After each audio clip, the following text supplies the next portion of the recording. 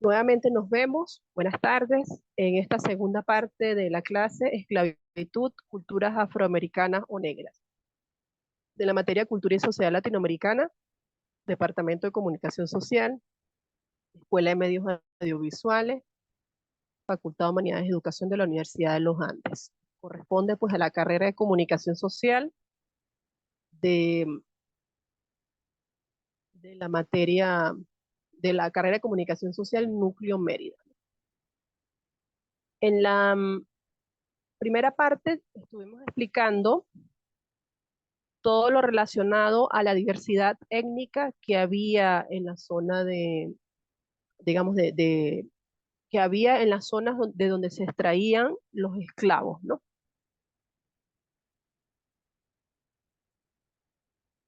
Ahí, un poco para también explicar cómo se dio el tráfico negrero, qué colonias recibieron estos negros, que lo vamos a ver un poco, estos africanos, y que eran llamados bozales, y también para un poco explicar la diversidad étnica y bueno, cómo es este proceso tan terrible generó esta situación, digamos, de inhumana, de traslado infrahumano y, y de creación, de cómo esto generó la creación de castas en la colonia, que lo vamos a ver de forma más amplia en el próximo lunes, ¿no? En esta segunda parte de la clase vamos a trabajar un poco las teorías principales extremas acerca de las culturas afroamericanas que se ha pensado desde algunos pensadores, antropólogos, sociólogos latinoamericanos sobre el fenómeno y qué es lo que nos queda de todo esto, ¿no? Em, la profesora Jacqueline Clarat, ella habla de tres teorías principales extremas acerca de las culturas afroamericanas, ¿no? La primera es la de un antropólogo noratlántico, Herskovit, quien hablaba que en América Latina, también América del Norte, donde se llevaron esclavos, hubo supervivencias de formas culturales africanas. Incluso Herskovit estableció una escala de intensidad de los africanismos. Y bueno, para él, las comunidades negras que existen en América son una continuidad de los pueblos y etnias que existían en África. La próxima lámina vamos a mostrarlo rápidamente. Esta es la escala de intensidad que estableció Herskovit de africanismo. Incluso hizo como una especialista de cotejos, ¿no? A, puramente africano; B, muy africano; C, bastante africano; D, un poco africano; E, trazas de costumbres africanas o nada, o que no tienen indicaciones, un signo de interrogación. ¿Sí? Y así él salió a campo a estudiar las comunidades negras para decir qué tanto eran africanos o no tan africanos, ¿no? Se habían mezclado más, ¿no? Esta es la teoría de la supervivencia en formas culturales africanas. Está la otra teoría, que es la tesis de Fraser, que es la de la desorganización sociocultural. ¿Qué significa esto? Él decía que debido a los siglos de esclavitud, este sistema de economía, de comercio, destruyó todo lo africano que había en las comunidades que llegaron a América, ¿no? Y las emancipaciones de la independencia que ocurrieron en el siglo XIX, pues terminó de acelerar este proceso de destrucción de todo lo africano, ¿no?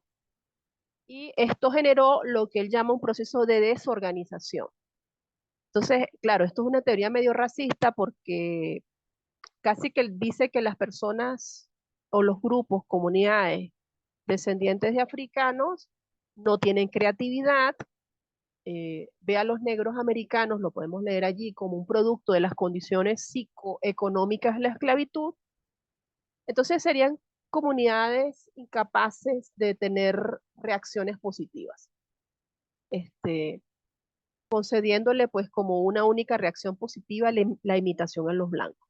Por supuesto, esta teoría de Fraser es racista, Es decir, porque una persona sea negra o sea descendiente de comunidades donde posiblemente hubo esclavos africanos o descendientes africanos, no significa que sea incapaz de reaccionar de forma positiva o que sea desorganizada o que la única reacción positiva sea imitar a los blancos. Eso me parece a mí fuera de lugar, pero recuerden que estamos hablando de teorías que se posicionaron en mediados del siglo XX para estudiar estas comunidades, estas culturas afroamericanas.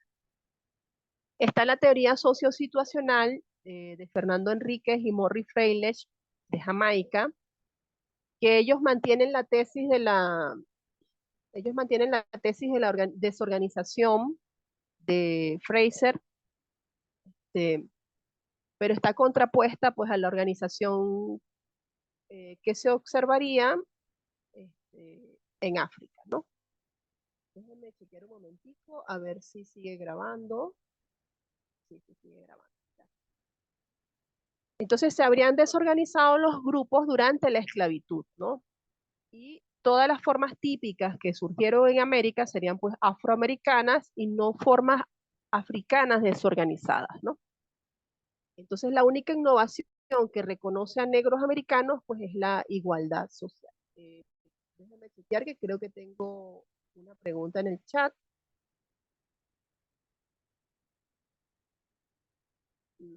No, no, no, no.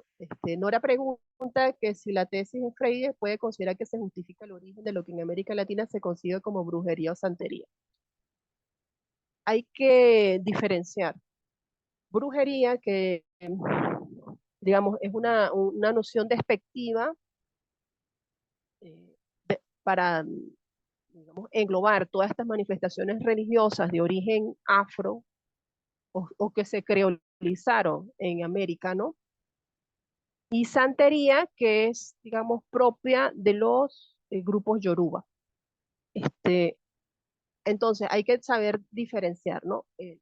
La tesis de Fraser lo que dice es que estos grupos eran desorganizados, que la esclavitud los destruyó todas sus costumbres, toda su organización social, y la independencia los terminó de, como de desorganizar y que son personas incapaces. Es una tesis racista en el fondo, ¿no?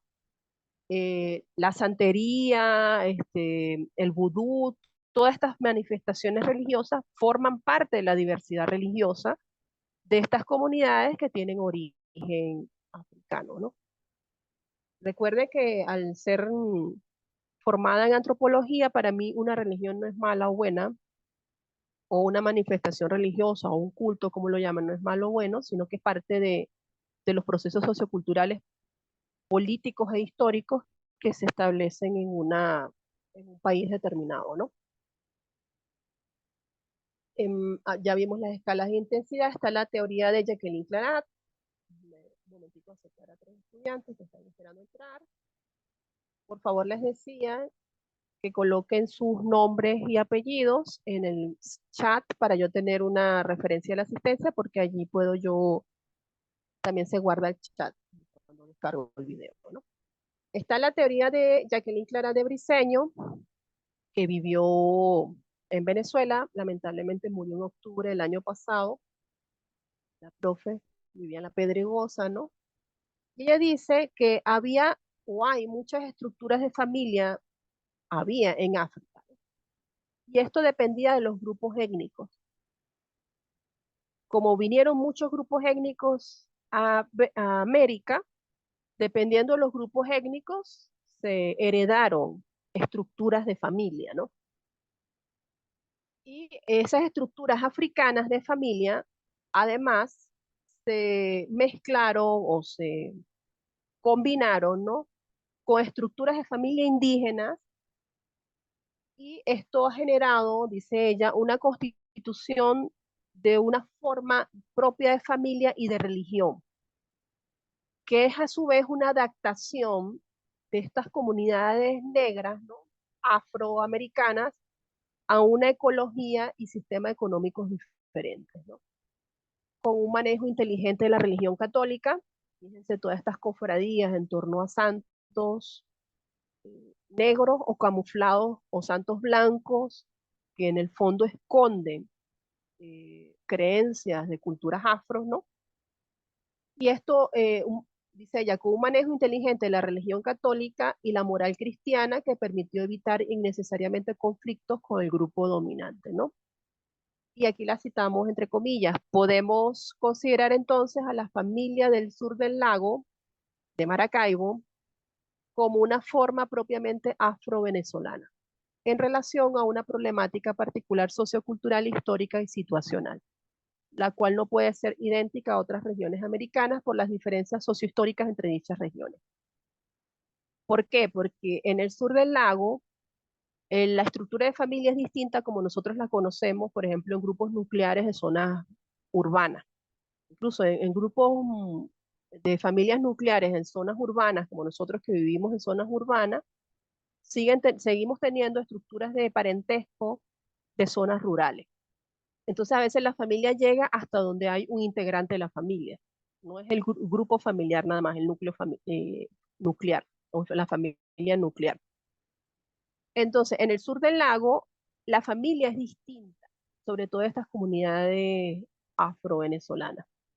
Entonces, una hija, por ejemplo, un hijo varón, es hombre en función de ser hijo y hermano, y no esposo. Me explico. Un hombre, quizás eso ya habrá cambiado, habrá que estudiarlo en este momento, a ver cómo está. Un hombre puede tener hijos en distintas mujeres y en distintas zonas del sur del lago, distintos pueblos, pero su obligación de parentesco no está con sus hijos, sino con su madre y sus hermanas. Entonces, él termina trabajando para mantener a la madre y para mantener a la hermana. Y eso no causa ningún conflicto. De hecho, las mujeres mayores tienen hijos, 10, 7, 8, 9, 10 hijos de distintos hombres, y eso no crea ningún conflicto moral en algunas comunidades afro-venezolanas en esa zona del sur del lago, porque la estructura de parentesco es otra. No podemos compararla con la estructura de parentesco que nosotros hemos heredado de nuestra familia. Entonces, la profesora Jacqueline no significa que ellas sean promiscuas o que horrible, no se casaron nunca, no, no, es que la estructura de parentesco es distinta. Y la figura del varón, el rol del varón es distinta a la que nosotros tenemos en nuestra forma. Lo que quiero decir es que toda esta situación de la llegada de los europeos a América, había grupos originarios anteriores que tenían estructuras de familia,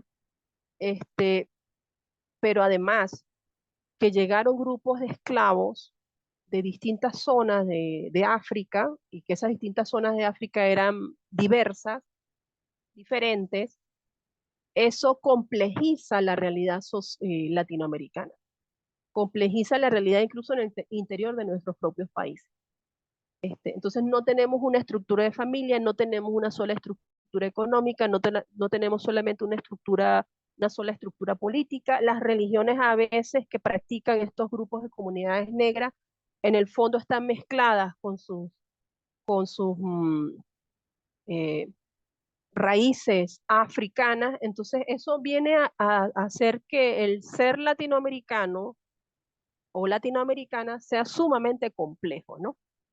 Este, Hay algunas críticas que ella le hace, Jacqueline Clara, a las teorías extremas, es que estudian las culturas afroamericanas solo a partir de África. Esto es clave metodológicamente, ¿no?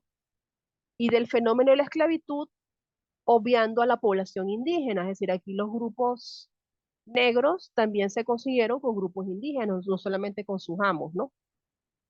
Y enfocan ciertas instituciones, estos grupos, sobre las comunidades afro, ¿no? A través de un solo rasgo.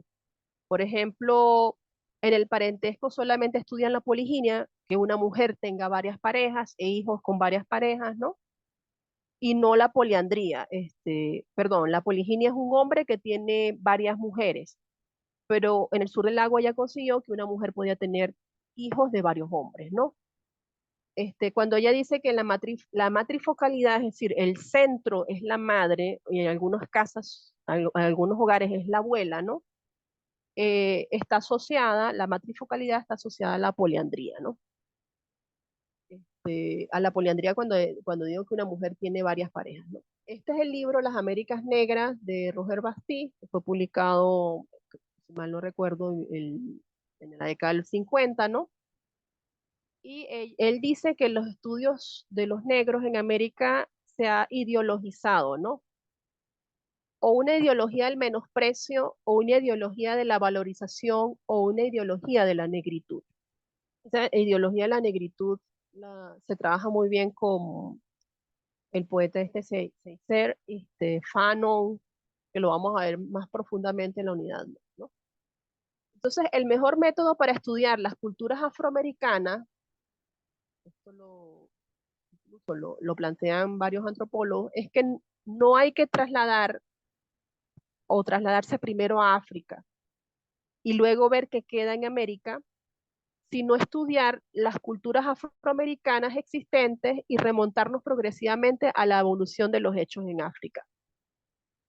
¿Qué significa esto? Que las comunidades afros que existen ahora en América no son las mismas comunidades afro que existen en la África contemporánea, ¿no? Dice que al principio los esclavos en las ciudades y los negros libres estaban agrupados en naciones, eso es cierto. Llegaron a, por ejemplo, o aquí en Venezuela hubo comunidades afro o que se escaparan de las plantaciones, creaban un pueblo, un cumbe, y ahí ellos replicaban sus formas culturales, ¿no? Y crearon naciones con sus reyes y gobiernos, ¿no? Y con cofradías, ¿no? Eh, Esta creación de cofradías, dice Bastide, fue una estrategia del blanco para controlar socialmente a las comunidades negras, ¿no? Pero también fue un mecanismo de resistencia cultural, ¿no? Luego algunas cofradías desaparecieron y otras se siguieron manteniendo, ¿no? En el norte de Estados Unidos los negros elegían a sus gobernadores, en el Río de la Plata en Argentina había 4 naciones de negros, en Montevideo la nación Congo se dividía en 6 provincias, yo tuve la oportunidad de ir a Montevideo en el 2017 y ellos tienen todas las tardes, todos los muchachos, desde niños, salen a tocar tambores. Es un rasgo afro impresionante, ¿no? En Perú, los negros Angola, Carabalí, Mozambique, Congo, Chalas y Tierras Nuevas compraron casas de hermandad, conocidas como cabildos, con sus reyes, reinas, damas de honor y orquestas. Y en Cuba existían cabildos, y ahí triunfa la cultura yoruba. El, en Venezuela había cumbes, en Colombia palenque, y en Haití hubo naciones, ¿no? Que luego fueron convertidas en sectas religiosas, Rada, que eran de los daomeyanos, y Congos, que eran los bantúes, ¿no? Aquí podemos ver algunas, un reflejo de comunidades negras, un poco para comparar eh, por qué fue diferente la esclavitud, por ejemplo, en América Latina, eh, de, de, de Estados Unidos. Eso lo vamos a ver más adelante, ¿no? Los españoles y portugueses pues tenían un código legal básico de la esclavitud que fue decretado en la Edad Media, cuando se comenzó la esclavitud, ¿no? Y el esclavo era visto como un ser humano, es decir, en estas colonias de españoles y portugueses, ¿no? Y es un ser humano con alma, como después fueron vistos los indígenas. Este, fue parte de la base del Código Negro Español, eh, que un concepto básico cristiano que promulga que todos los seres humanos somos iguales ante Dios, ¿no?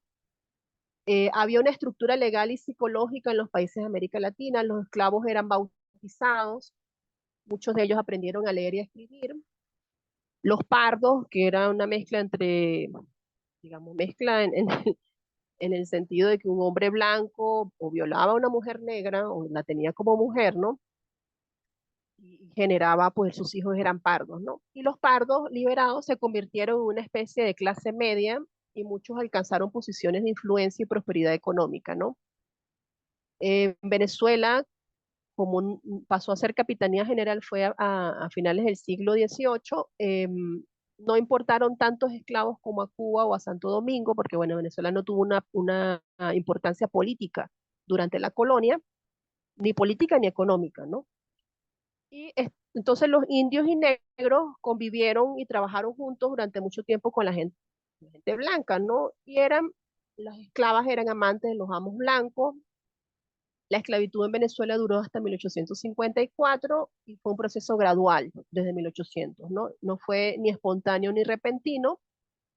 Y en Estados Unidos los ingleses no tenían esclavos en su propio país. Los protestantes negaban el alma a los negros para justificar la trata negrera, les prohibieron el bautizo, los colonos llegaron con sus mujeres, por lo tanto no tenían amantes negras.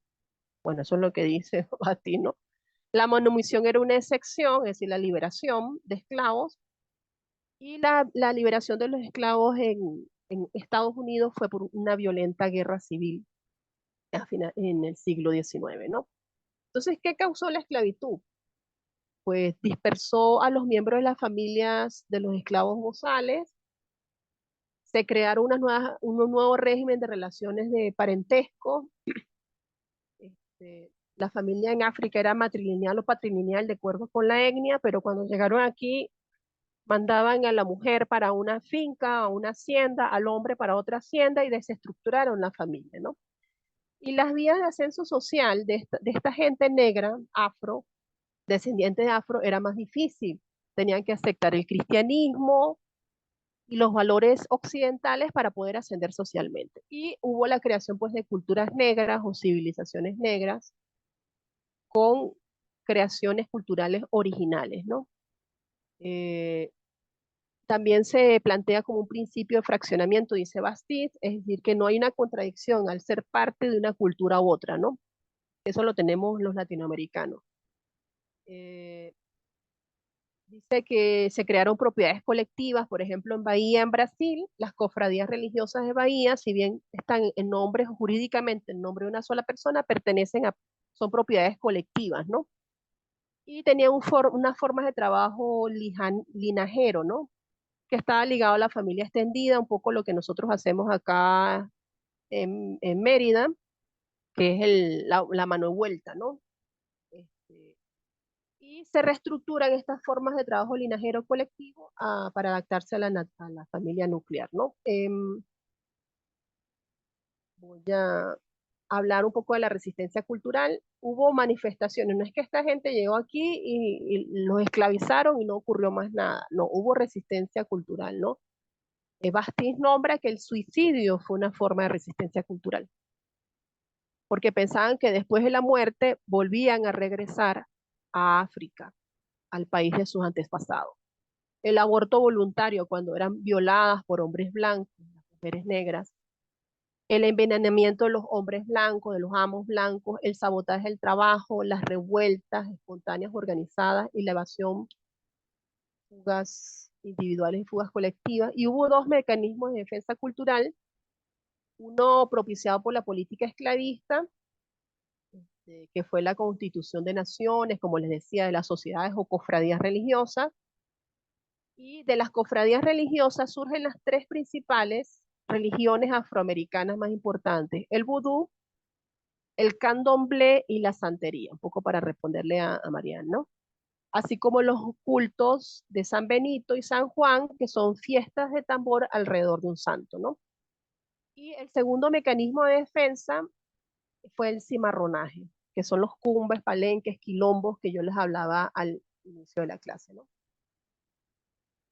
Eh, la teoría económica de Smith, quien dice que el régimen de la plantación, que en el régimen, o mejor dicho, el régimen de la plantación propició que el negro, la persona negra, fuera muy sumamente móvil y podía dejar a una mujer e hijos para probar suerte en otro lugar, ¿no? Para poder subsistir. Ella se tenía que buscar otro marido, ¿no? Temporal, con quien tenía otros hijos e hijas, ¿no? Entonces la familia se vuelve matrifocal, es decir, gira en torno a la madre, en torno a la abuela. Y por eso es que las mujeres practicaban la poliginia, es decir, que podían tener varias parejas, hijos de varias parejas sin ningún problema, ¿no? Este, sobre todo en las zonas donde había plantaciones, ¿no? Perdón. Hay dos tipos de comunidades africanas, las arcaicas, aquellas donde los modelos africanos han impuesto, pues, se han impuesto frente a la presión del medio y han tenido que modificarse para adaptarse, y a los negros, esa corresponde a negros y marrones, estas comunidades de los negros que se escapaban de las plantaciones y se refugiaban y se metían en una zona rural y más nunca se veían, ¿no? Y las comunidades negras nuevas, que por la misma presión del medio se tenían que hacer más fuertes, eh, pues, son comunidades que han sido más desgastadas por el régimen de servidumbre, pues de esclavitud, ¿no? Y el negro pues ha tenido que inventarse otras formas de vida social que respondiera a sus necesidades, ¿no? Y en el fondo pues hay un continuo entre estos dos extremos. Hay unas comunidades que son los caribes negros, se llaman arawak negros, ellos están en, en San Vicente, negro, es una fusión entre negros e indios, como vemos ahí. Ellos hacen extracción de las enfermedades por los curanderos negros, como lo hacen los chamanes indígenas. Está en la península de Yucatán, específicamente en Honduras. Tiene una familia extendida con residencia matrilocal, con autoridad del tío materno sobre sus sobrinos, es decir, que ahí no importa tanto el padre, sino el tío materno, y pueden tener ciertos elementos del totemismo africano, ¿no? Y domina pues la parte indígena, pero en el fondo son indígenas negros, y esa es la complejidad de la que yo les estoy hablando, ¿no? Pues las comunidades africanas, según Michel Asensio, pues devinieron en religiones politeístas, porque el panteón de dioses, las religiones politeístas nunca se cierra, ¿no? Este, dice que tiene una concepción persecutoria del mal, posee un cuerpo sacerdotal jerarquizado, ritos de iniciación, simbología, pues, y un calendario ritual. Hablamos pues de las tres principales religiones politeístas, el vudú, que es una religión de los yorubas o fon de Nigeria, y de Dahomey en Benin. El vodú sobre todo es muy fuerte en Haití. La santería de Cuba, que es como una unión de la religión yoruba de Nigeria, que tenían unas mitologías sistematizadas, y el catolicismo, más como magia negra, los ritos abarcan pactos con muertos y se hacen en cementerios, en los árboles, ¿no? Y candomblés de cabocles, perdón, que es la estructura del culto que permanece africano, y son los espíritus, eh, eh, pero son los espíritus de indios que se insertan en dicha estructura, ¿no? Y bueno, hay otras, digamos, religiones que no vamos a ahondar en esto.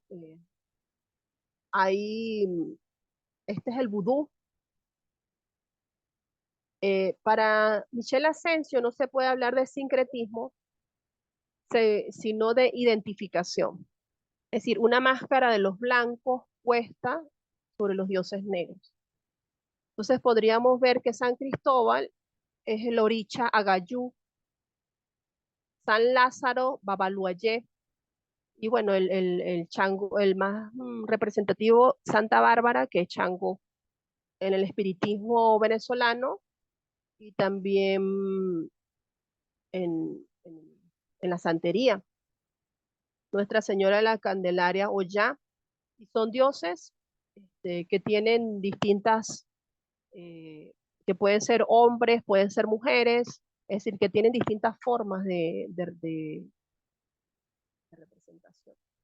Y Bastiz habla de dos tipos de religiones: religiones en conserva, que son las religiones que frente a la presión constante a la que es sometida por parte de la sociedad circundante, la sociedad negra resiste congelándose, inmovilizándose, con el temor de que cualquier cambio que acepte signifique su desaparición, ¿no?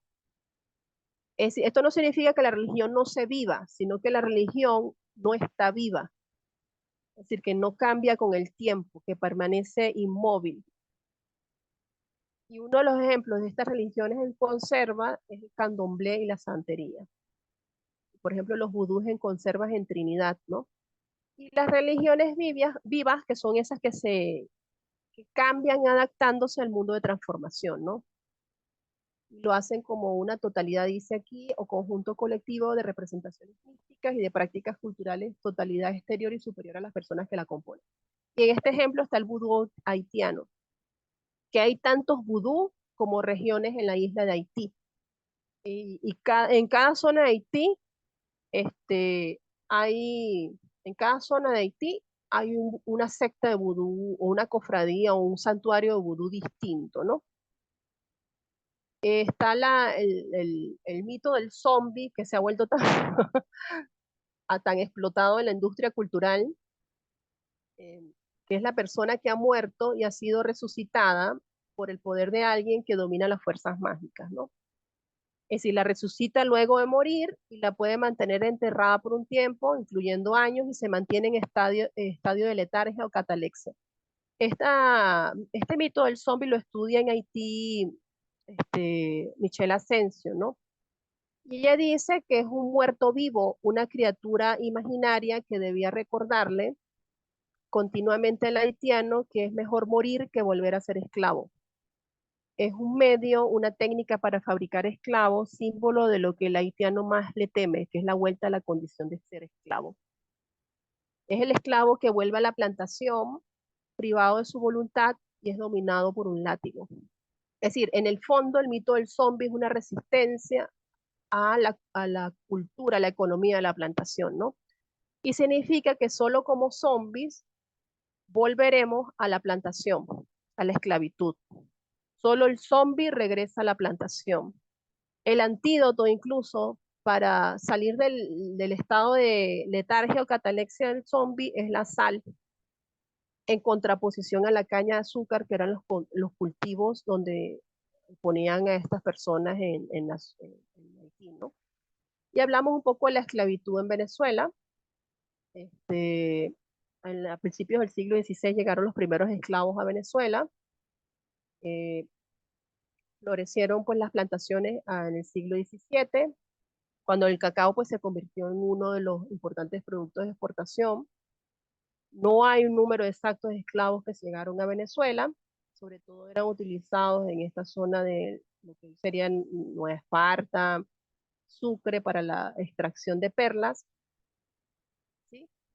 Eh, Según Brito Figueroa y Acosta Sáenz, llegaron durante 3 siglos alrededor de 150.000 negros esclavos, la mayor parte durante el siglo XVIII.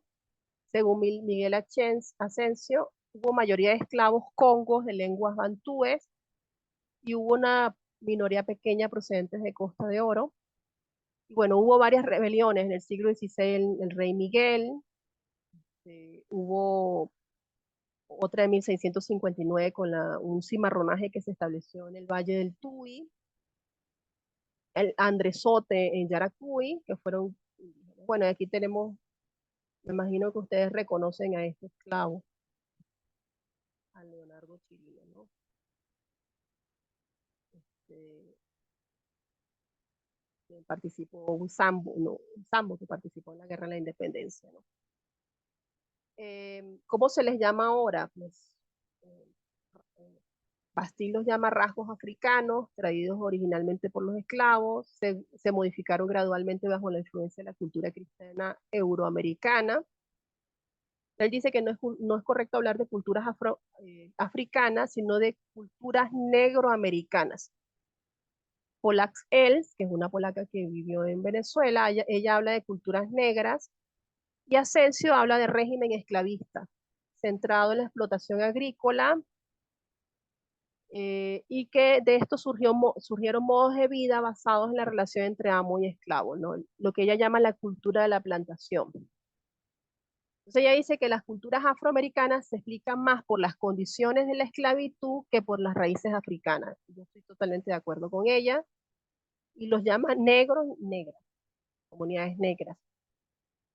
Dice que se diferencia de la sociedad venezolana es por su color de piel y que no tenemos que hablar de culturas negras, ¿no? En Venezuela funcionaron cofradías, hermandades que funcionaron como sociedades de ayuda y que veneraban un santo. Bueno, tenemos algunos rasgos afros en Venezuela. Yo voy a pasarlos rapidito porque tenemos unos pocos minutos para esta sesión. Hay aportes lingüísticos, ustedes pueden ver con más calma todo esto, ¿no? En la música tenemos muchos rasgos afro, en las lenguas, en las religiones, ¿sí? Y por supuesto en manifestaciones culturales en nuestro calendario religioso. San Benito en el sur del lago, San Juan Bautista, que aunque es blanco, es un blanco donde por dentro hay un negro. Son pues muestras de la herencia de la plantación, eh, significó una ilusión de libertad para los esclavos. De hecho, San Juan Bautista conserva su color blanco, pero su nacionalidad es del Congo. Es decir, que lo ennegrecen con una identidad africana. Este, y ambos se asemejan a la población esclava, uno por el color negro, el otro por sus orígenes del Congo, ¿no? San Antonio del Tocuyo, el baile el tamunangue, es un santo alegre, le gusta tomar, le echan ron en la cabeza, tiene mujer, es decir, es un santo atípico, ¿no? Y bueno, para debatir, voy a abrir otra tercera sesión para por lo menos dedicar 15 minutos a qué llama Glissant el derecho a la opacidad, porque apela al derecho a la opacidad. Y porque este filósofo poeta prefiere usar criollización o creolización en vez de mestizaje. Les dejo aquí la bibliografía, salimos de la sesión y volvemos para cerrar con un debate de 15, 20 minutos esta clase, ¿sí?